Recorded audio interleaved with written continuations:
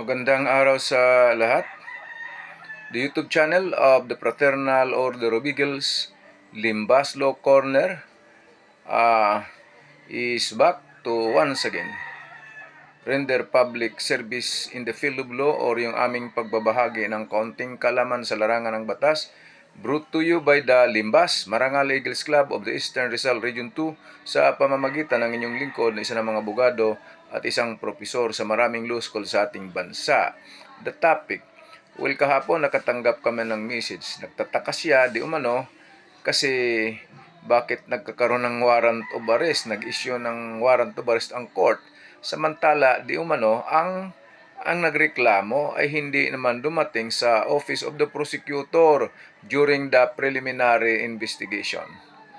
Well, ganito yan mga kababayan. Huwag kayong umasahan ang kaso i-dismiss ng prosecutor dahil hindi dumating ang nagrereklamo, ang complainant.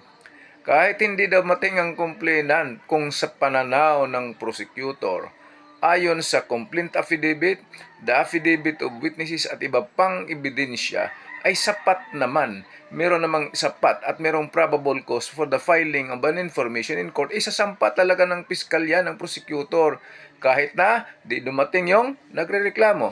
Paano? Nasa korte na naman.